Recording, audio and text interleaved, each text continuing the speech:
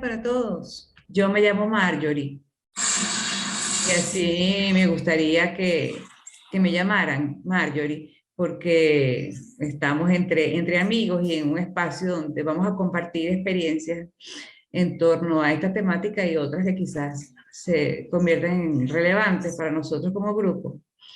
Eh, y mientras menos barreras hagamos, mejor. Para hablar entonces de la penología. Cuando hablamos de penología nos estamos refiriendo a la ciencia que estudia las penas.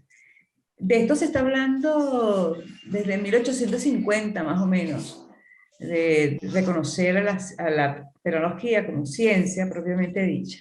Y fue Francis Lieber quien introdujo el término y quien dio, digamos que los pininos en el reconocimiento de la penología como ciencia. Desde entonces, desde una perspectiva clásica, se ha hablado de la penología como el estudio de diversos medios de lucha contra el delito, tanto de las penas propiamente dichas como de las medidas de seguridad.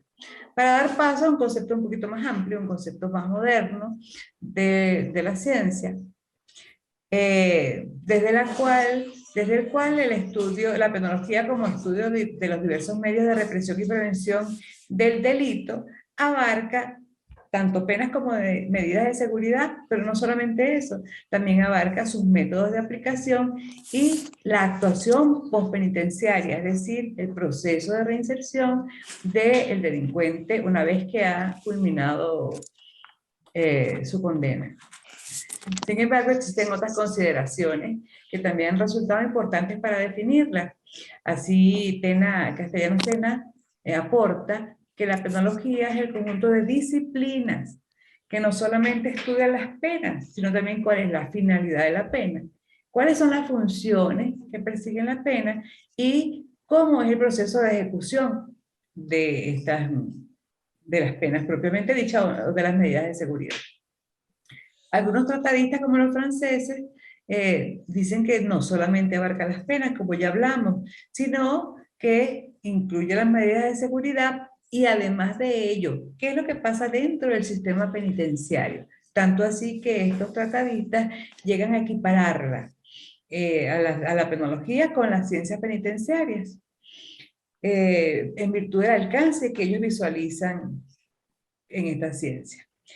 Para muchos, definitivamente, la penología rebasa el mero estudio de la pena jurídica. Esta reflexión la hacen partiendo del punto de que si analizamos etimológicamente la palabra pena, estamos refiriéndonos pues a dolor, a aflicción o sentimiento interior, que muchas veces tiene una implicancia corporal, pero que no solamente se produce en la esfera jurídica, sino que también hay una reacción social en torno a la comisión de un hecho que amerite la aplicación de una pena en particular. Sin embargo, se dice que esta es una ciencia autónoma, aun cuando algunos insisten en que no, que se equipara X y que debe ser incluida dentro de la criminología. Sin embargo, vemos que hay una marcada diferencia entre lo que propone la ciencia criminológica, que investigan o se orientan a la investigación de las causas del delito. ¿Cómo aparece el delito dentro del contexto social como fenómeno social? Mientras que la penología estudia los medios de represión de esa actitud antijurídica y cuál es la aplicación que ellas tienen y, como les dije anteriormente, en el concepto más amplio también el proceso de reinserción social de quien delinque. La penología tiene relación con diversas ramas del derecho. Con el derecho penal, bueno, porque la penología es como la columna vertebral del derecho penal. Se orienta el derecho penal a qué? Precisamente la aplicación de las penas, y son las penas que están descritas dentro de ese texto las que pudieran ser aplicadas dentro de nuestro contexto nacional. Pero también se relaciona con el derecho penitenciario. ¿Por qué? Porque las penas de privación de la libertad son fundamentalmente como las que orientan el proceso penal en nuestro país, aun cuando no las únicas.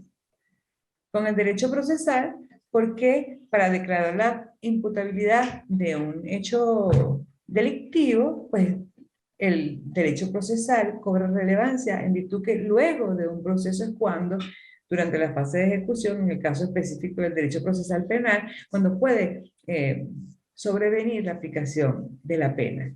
Y con el derecho constitucional, porque allí pues se establecen los límites de actuación de quienes están inmersos dentro del sistema penal por instrucciones, por órdenes del legislador, dentro de esos límites y con el respeto de los derechos que allí se establecen. En el derecho penal venezolano, vemos que la pena es la consecuencia lógica del delito. Esta afirmación se hace sobre la base de lo que plantea el principio de legitimidad. Para que pueda ser aplicada una pena, primero hay que comprobar que quien es imputado, pues realmente es culpable. Entonces, una vez que se ha comprobado que el imputado realmente es culpable, pues procede la aplicación de la pena y consiste en la restricción de algunos de los derechos, de quien ha transgredido la norma. Pero, además, en este momento cobra importancia lo que establece el principio de la legalidad, que es que no solamente debe orientarse la investigación y determinarse la culpabilidad del imputado, sino que ese hecho que se le imputa debe estar considerado como un delito y debe tener una pena que corresponde a este mal social que el imputado ha causado. Vemos entonces que la pena cobra importancia dentro del proceso penal hacia la parte final del mismo, durante la fase de ejecución. Una vez que el juez, a través de una sentencia firme, la determinación del delito ya se confirma, entonces se orienta la imposición de pena o medida de seguridad según sea el caso. Y es una responsabilidad del juez velar porque se haga de esa manera, pero no solamente que se imponga la pena, que se cumpla la pena impuesta, sino que durante ese proceso de imposición de la pena también se han respetado los derechos del condenado.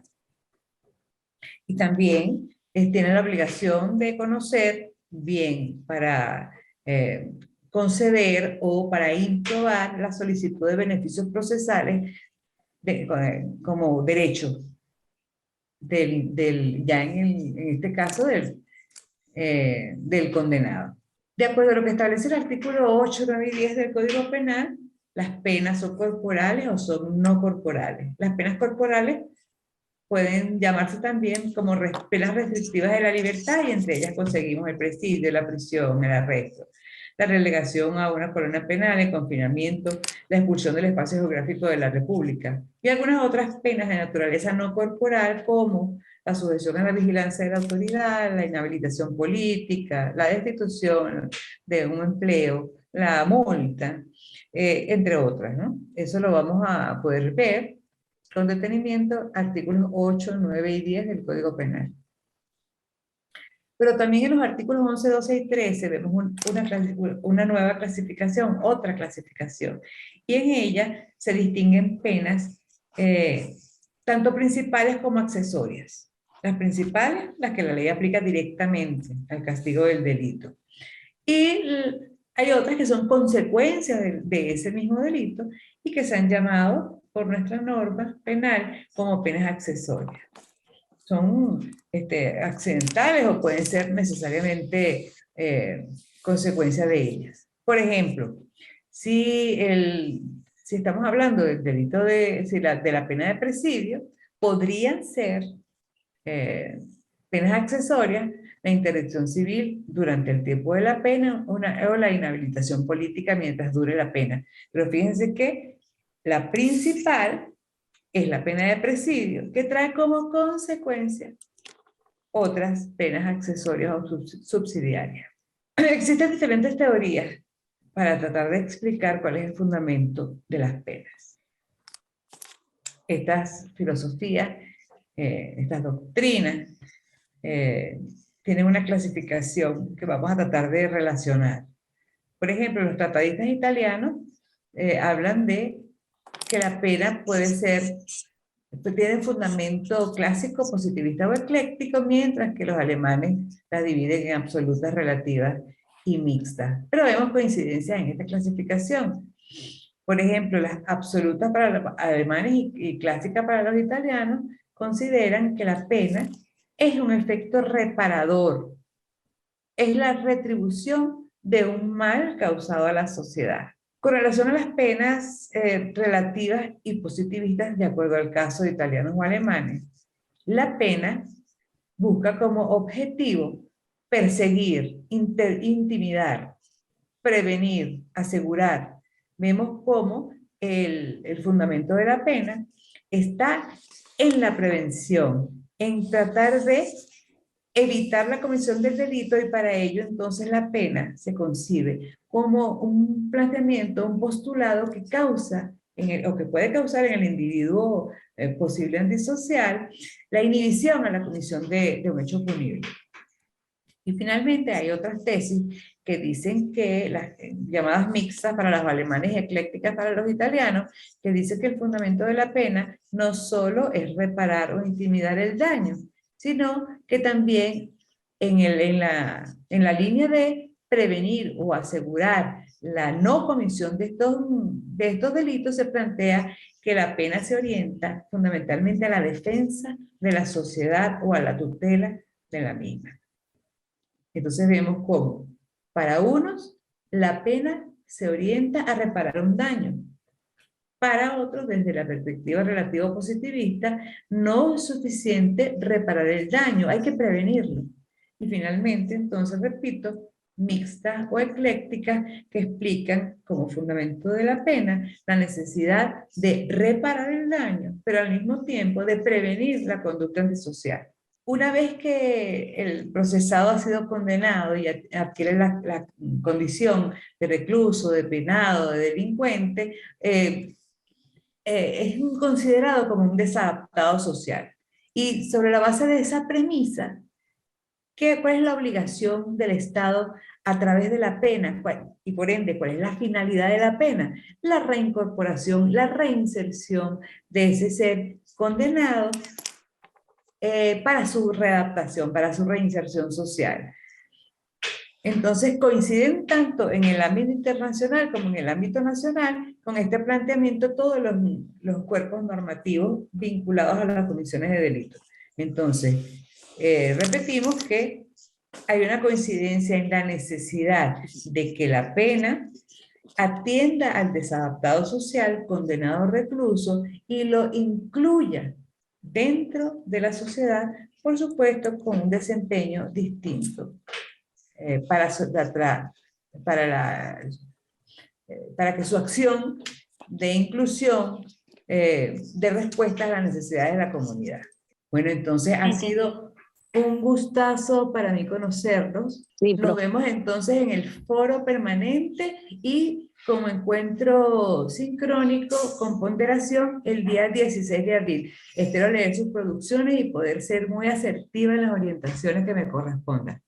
Un abrazo para todos y muy feliz día.